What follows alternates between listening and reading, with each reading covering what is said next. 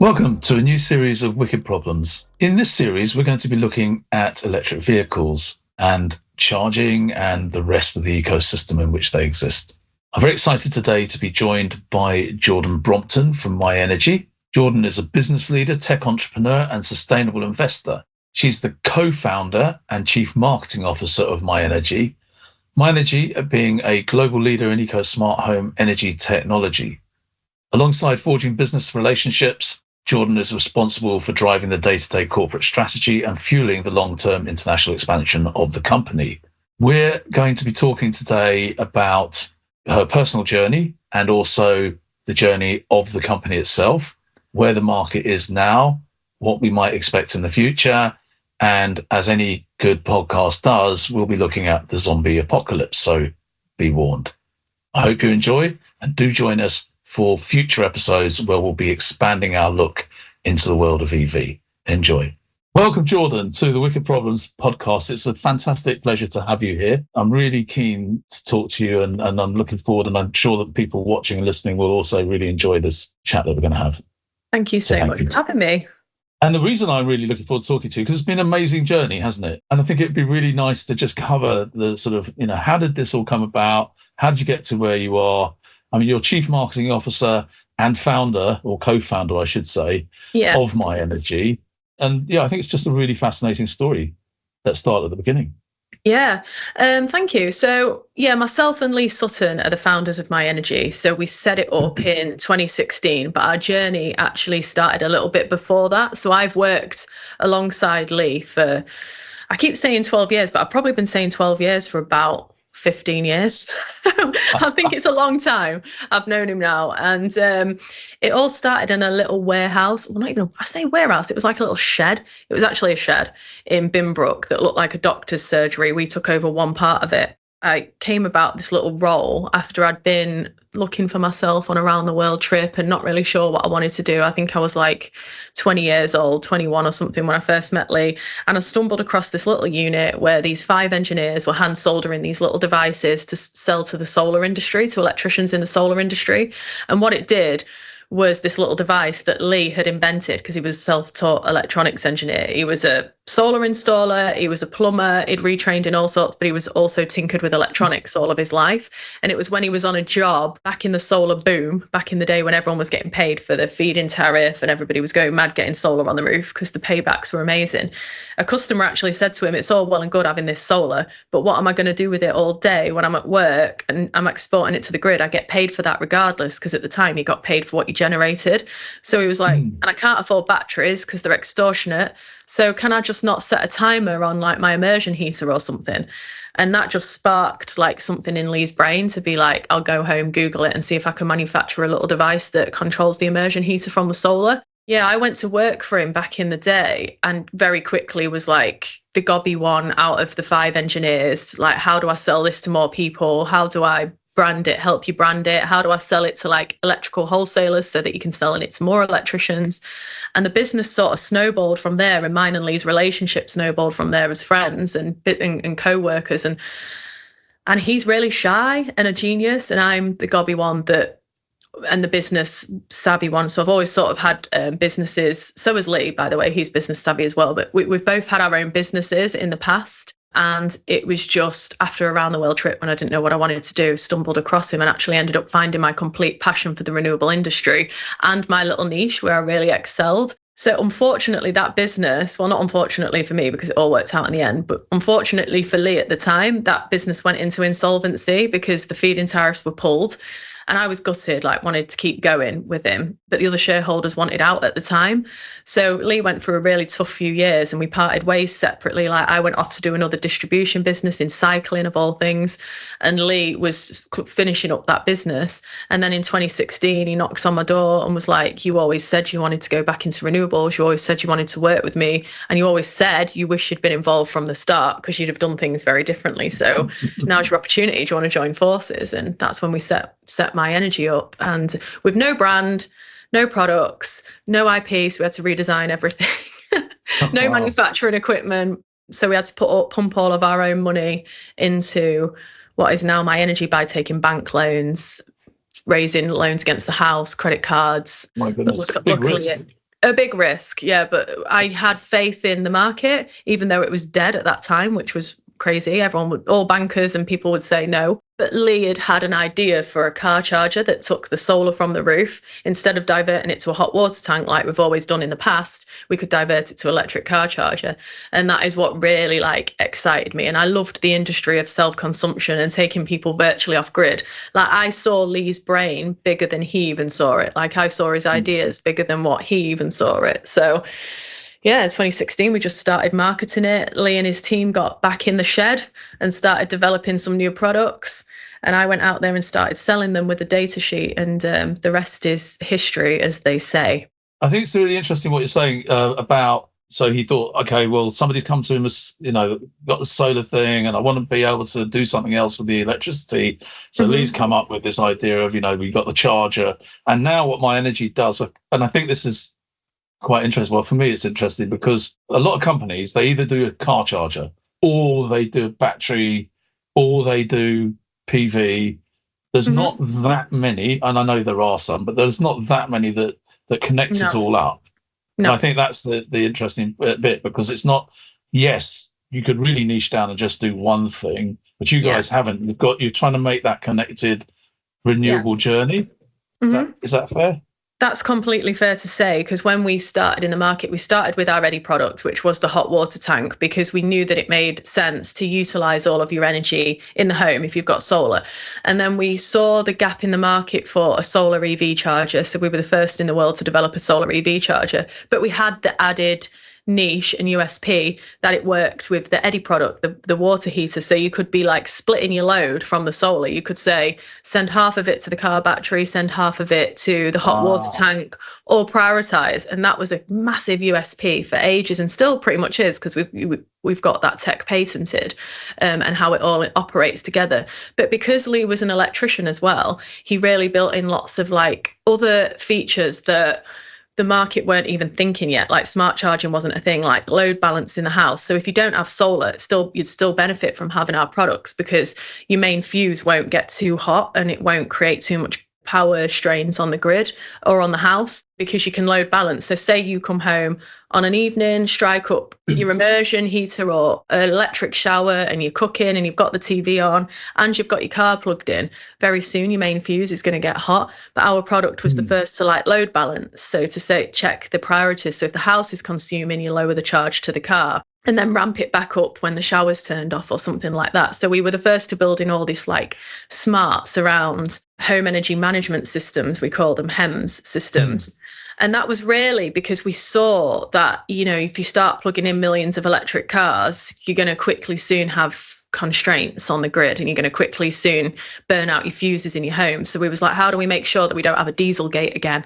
If we're switching to electric, can't just be plugging into dirty fossil fueled power stations. It's got to be managed correctly within the home. And that's not just transport, that's heat and that's storage in the house. So you're absolutely right. Even Tesla weren't doing it at the time, and still not to some degree, managing the home as accurately as we were. So we saw a real gap in the market to be able to give people the whole ecosystem and to control essentially where they want that power to go that they're generating on their roof from their investment of solar. And we do the full turnkey solution now, because we literally used to go online. Me and Lee wanted solar and everything. We were the ideal customer, because I wanted to be as off grid as possible in case of a zombie apocalypse. I was coming at it from a different angle. Lee just wanted to save money. And I was like, how do we do it? And then you start Googling, and it's one installer's trying to push you this bit of hardware. One company's trying to push you this bit of hardware. None of it works together. All of it's fighting. You've got multiple apps. You don't know which solar installer to trust, because some pop up when things are good and then disappear when things go bad, and then you're out of warranty. And it's just the poor customers have had a really bad experience. So we wanted to be the British brand that companies could rely on and go to for all of this stuff to decarbonise. I think you touched on something really important there. So in our professional life, we talk about being fit for purpose in the eyes of the customer. And that means you put the customer at the heart and center of everything, which I think is what you're alluding to. And we find that a lot of companies don't do that, right? So what they do is they obsess about the product, and they obsess about the features and the things that go onto the product. And at some point they lose sight of what actually the customer experience needs to be in the customer's eyes. So you're thinking of it, I think, don't want to put words in your mouth, but I think you're thinking of it as a connected experience across that sort of renewable landscape. How much of that is driven? I mean, it's driven by you said you went on this around the world tour, you kind of found yourself, and so there's a passion there, but on a personal level. But how much of it on a professional level is also powered by, we're in a climate emergency. There's, this drive that's happening government-wide across governments, across different countries to get to net zero. How much does that inform the way you think about your products? To be honest, it didn't really inform it at all when we first set up. We set it up purely from passion and purpose of wanting to take people off grid without really knowing about the energy security risks that the country faced, like when we had the gas cut off by Russia, like we didn't know all that was going to come. We didn't know COVID was going to come and people were going to start looking at their energy bills. It was purely from wanting this stuff in our own home and knowing that the electric revolution for electric cars was coming, and that there was going to be a decarbonisation of heat eventually, like there was going to be more heat in the home, because it just sort of looked that's the way that the regs were going. But as the business started developing and as we started to get to know our customers, like honestly, when we launched the product, investors would laugh at us or competitors would laugh at us because they'd be like, no one cares about the environment, quite frankly. People just want to save money. That's why people switch to electric. You're evangelists, you're crazy. And we were like, bloody hell.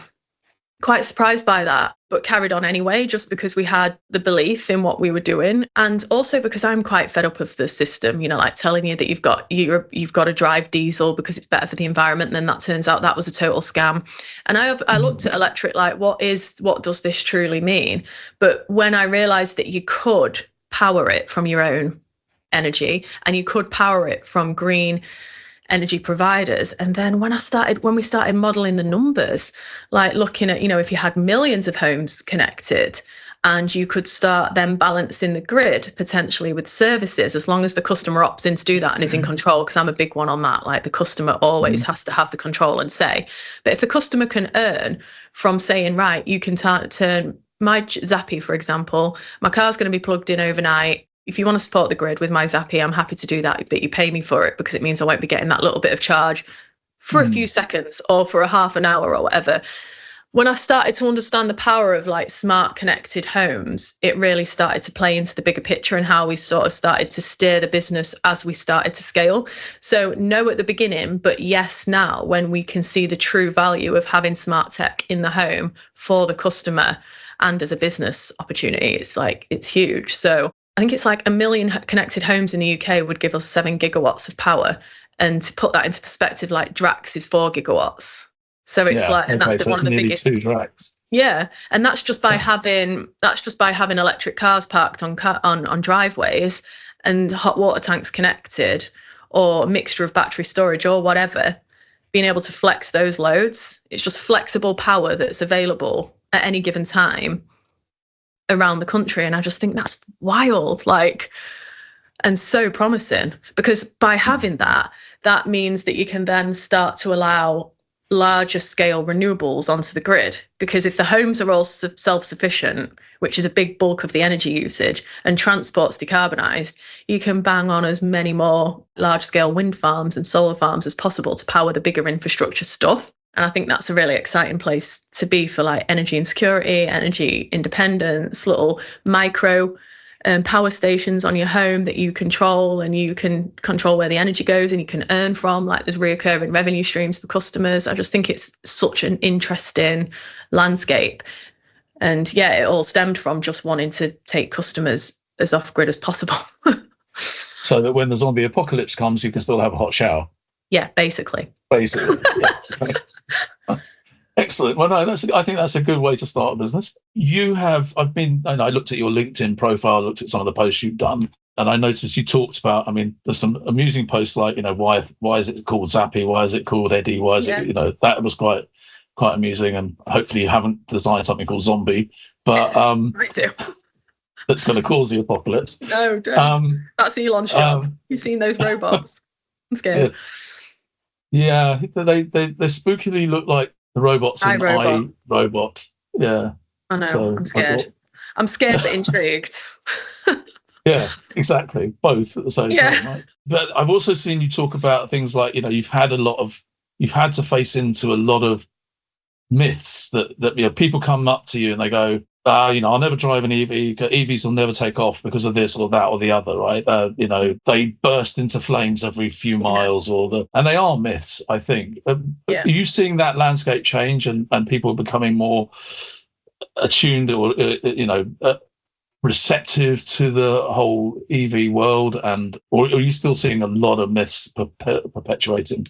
There's so many myths and there's so much misinformation at times, like the Luton fire, for example. It's been proven now that was a diesel car, but still the internet, one side of the internet likes to push that was an electric car. And look, all tech has its moments. And I just think we're no safer with combustion engines. Actually, electric vehicles have been proven to be a lot safer, and there's whole sites out there now that debunk the myths.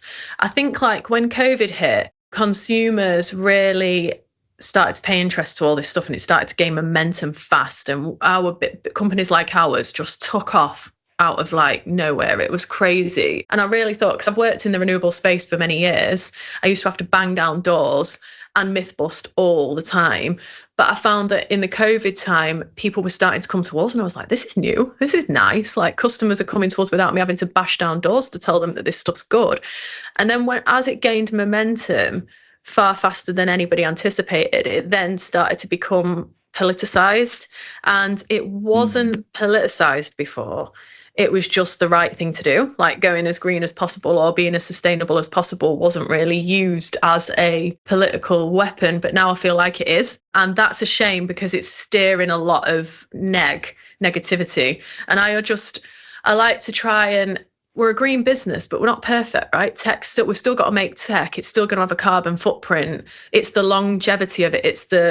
It's how you charge it. It's how you use it. It's having that sustainability in mind. It's not spewing out emissions into the atmosphere for no reason. It's trying to get as close to net zero as possible with any decision sort of thing that you make. How can that be a bad thing? But I feel like the political world's really started to attack it and use it as a weapon, which has spurred on a lot of misinformation. And I'm seeing it more in the last year than I have previously. And I'm like, God's sake, just as I felt like we'd made progress, I'm starting to see a lot more of these myths and stories pop up again. But whack-a-mole.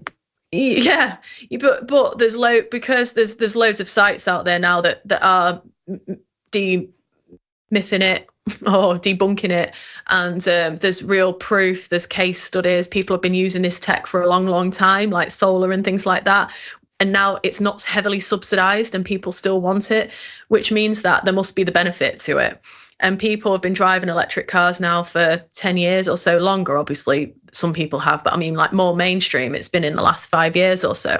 And I think last month they were up by 50%. So the media likes to peddle that electric cars aren't selling, but actually I'm very close to the automotive market, and it's just no cars are selling. Everybody's skint. The cost of energy and the cost of living crisis is so much that people are just holding on to whatever cash they've got left and being careful with their big purchase decisions until things have settled down and until government has settled down and funds flowing again through the industry. But it's not an EV problem, it's a car problem. I think you'll find that no cars are selling. But EVs are up, solar's been up, none of it's heavily subsidized anymore, which means it's buoyant. And actually, I think when we do claw ourselves out of this cost of living crisis, we'll actually see it begin to rock and roll again quite heavily and quite quick. Which I think I agree, actually. This whole thing, you're right, the market for car sales is flat, not the market for BEV in particular. And so BEV is flat because everything's flat. Your company, you've been very successful. Mm-hmm. You've attributed some of that success to, passion and being in the right place at the right time, and all of that stuff. But there's got to be more to it than that. How would you, if you were talking to your, I'd say 12 years ago self, but you told me you've been saying 12 years for a long time. So if you were talking to yourself in the past, not giving away my age. No, and I wouldn't expect you to. I'm 93, just for the viewers' references. If you were talking to your former, younger self who was setting out on this, what pitfalls would you say, look out for this? And maybe I've learned so much about running a company now. How would you frame that? It's always a tough one, just because if we hadn't have made the decisions that we've made or the mistakes that we've made, we might not have been as successful as we have been. But we've certainly been up against it. Like, it has not been a straightforward 8-9 years. I guess I'd say to myself, expect for the unexpected, like all the time. And when things are good, that don't mean you've made it and that's how it's going to stay. I cannot believe how quick things can turn on a dime, is the saying, like how quick it can just change. And it's literally overnight. And we've experienced that multiple times. And it's like the shock factor's so bad. I think culturally, I'd hire slower and fire faster, because sometimes how it is so bad when you get a wrong mix. And I'm a really empathetic, forgiving person, and I don't think you can be like that. I used to look at business people and think, why are they so ruthless? Like, how are they so harsh? But I understand now, like, the damage it can cause to your business if someone's culturally not right. And I've been burnt and learnt that the hard way a few times for being over forgiving. So I think you've got to really get the culture right and the people right, because when you do hit these hard times, it's your people that really matters and the culture of your business that really matters. I'd still be brave and I'd still make all the decisions that we made. Like, through COVID, lots of businesses were mothballing and scaling back. We doubled down, even though we had no idea how it was going to go, whether our factory was going to get closed down. We'd just committed to a new factory space and a new build. So we'd committed to a new large space, 32,000 square foot, so we could extend our manufacturing, because we do all the manufacturing in the UK as well, another big USP of ours. And we'd extended this warehouse, and we were like, oh my God, because actually where we'd moved from was this little shed area where we'd just taken on new little units to expand our operation. We'd taken on this huge old Wicks building for a factory, and we just took up one tiny corner of it. And I was like, how the hell are we going to fill this building? And now we've got to pay for it. And then COVID hits, and oh God, it was crazy. But little gut feeling in us all was to just hammer down on the purchasing and the momentum, because we built momentum. We weren't willing as founders to give up on the momentum that we'd built, because we really saw the opportunity from a virus, even though it could have turned into the zombie apocalypse, who knew? And did in some areas. But we just decided to double down on purchasing stock, on building stock, on going after our sales, because the government announced pretty quickly that with safe measures you could keep manufacturing open. So we just made sure that everyone that worked from office was working from home, but everybody in the factory was safe, and we carried on making stuff, and it just grew us and grew us and grew us. So I guess I'd always say to my younger self, be brave and bold with your decision making, because in hindsight, and then what's happened further down the line, is you become too big, too successful in a sense, that you then become very slow at your decision making, and it's like turning the Titanic, and you lose your edge of being able to react quick to the market. And you've got boards, and you've got money that you've brought in, and you've got a lot of opinions, and you go through your whole journey yourself as, I'm not good enough, I'm an imposter, I've just built this thing by accident, I don't know what I'm doing, this market's crazy. And then you have to give yourself a talking to. But all of that takes that's a journey and takes time. So I guess it's just believe in yourself, remain agile, don't take it for granted that business is good. If you're a founder, take some money off the table, some risk when things are good, because it's not always going to be good. You're going to have bad years. And hire slow, fire fast.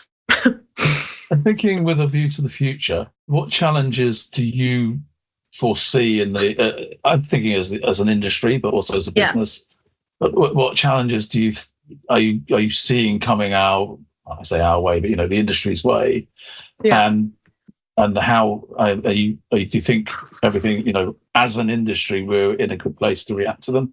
I remain optimistic, because I do think fundamentally that even though we've been through all these challenges, the business has still been growing. So I'm the prosumer mindset has changed, and hopefully that will continue. We're always at the mercy of governments changing the direction they are. Some bloody consistency in government policy and things like that would be ideal. But I'm not Mystic Meg. Like I just said, what I'd tell my younger self is expect the unexpected, because I couldn't have anticipated half the stuff that's happened. You can't business plan for half the stuff that's happened in our business journey.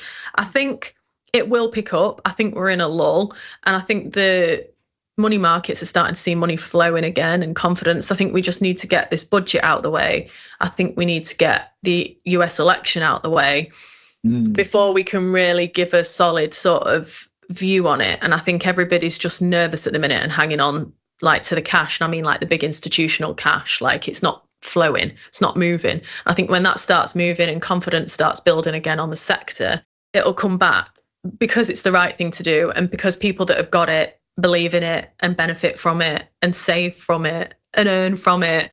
Ultimately, I believe in ripple effects and being true to your purpose, and I think that it will just continue to gain momentum. I think it's too far gone now, especially in the electric vehicle movement. But never say never. Like the oil lobby is a strong lobby, and the government's a strong lobby. So it depends how bad they. I think the drivetrains and everything have switched. People have switched to electric, and they have done for the next 5 to 10 years or so. But I'm always fearful that they could revert back if they're not making enough money, or governments aren't heavy enough with it. And I hope that never happens. But I think that's just the scared person in me that's like, well, it could. But then I think they'd be losing out to companies like, in Asia and China are so much further ahead with the tech that we would lose out. So I can't see them switching back, but I didn't see half the stuff that's happened. So who knows? Well, there's a lot to figure out as well, isn't there? Like, yeah. I mean, you said there about the US election. I think that you're absolutely right. There's a lot of people who just don't want to, until they know what the political landscape is going to be, whichever way it goes, they don't want to make an investment decision or spend any money, because that's going to influence what they do next, right? And I think there's also a lot to figure out. Like, if you're a car manufacturer, if you're a dealership, for example, well, half the things you service don't exist anymore in the car. Exactly. Right? So what do you do instead to ensure that you're actually still in business and making money? That's got to be worked out by lots of different people. And we're a big part of that story for the car manufacturers, for the dealerships. Like, that's who we're starting to work with now and put our focus on, because they used to mainly make their margins from like the services and things like that, the warranties. Now it's going to be like, okay, so you've bought this large purchase off us, like it's a large purchase for a homeowner and for whatever. How do we then help you get the best kit in the home? Have you thought about battery storage? Have you thought about solar? Because then they can make margins from that, from like the upsell of the home. And I think leasing companies and car manufacturers are starting to see that, and it's all getting interlinked as we predicted when we first set the business up, because it's a large battery on your driveway, if you're lucky enough to have a driveway, that you could literally power your home from in the future. So it's just so exciting. It's just a totally different way of living, but it needs to be seamless. Like, the customer needs to not be missing out on anything. It needs to be a smooth transition. Otherwise, it'll get met with resistance. And as an industry, it seems clear to me when I talk to you, it still excites you, and it still lights that passion that you found at the beginning. Yeah. So, and you talk about in your bio that you also do angel investing. Yeah. Right. And is that into this sector then? Is that how you? Yeah.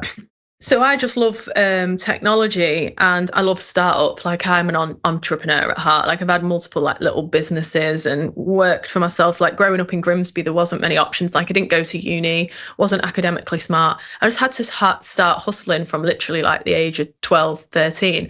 But I just took a real shine to the renewable tech industry. So anything that's sort of linked to that, like one of my investments is a fitness range that puts power from the gyms back into the building. So like from your bikes. Nice. And like old school invention, but modern twist on it, a company called Energym. And I love what they're doing. Like, literally they've got retrofit kit that they can put on the spin bikes to put power back through the inverter, or power little battery packs that you can then take on the go and charge your laptop with and stuff like that. And I love a founder's story. I love the hustle, and where I can add value, I will. If I can add money, then great.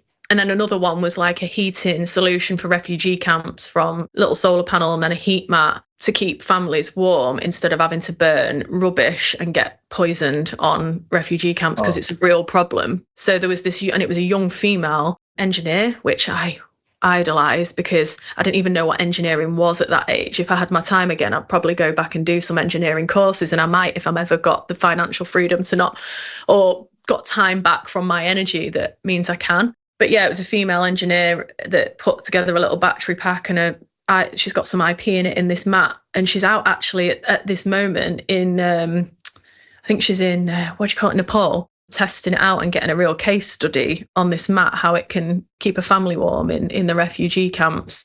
So yeah, anything that's sort of like decarbonising heat, putting power back into the building, using human power, using any form of renewable power just really fascinates me, whether it's big industrial stuff or small startup stuff. But the startup and the scale up is where I seem to really sort of like excel at adding value in the branding and manufacturing side. And so that's what I've always got my eyes open for those types of nuggets. Like I don't throw money out everywhere, but every now and again something just hits and I'm like, yeah, I need to try and help that. Yeah.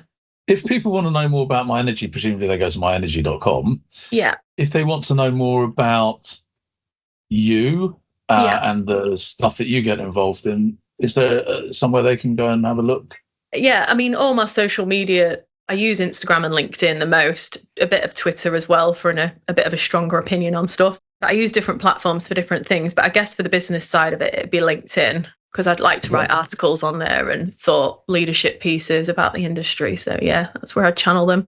Perfect. Well, if you're okay, we'll put that information under the episode and people can look at that if they want to. Thank you for your time. It's been really nice talking to you, and hopefully people watching and listening will also get some great insights and benefit from it. Thank you. Thank you.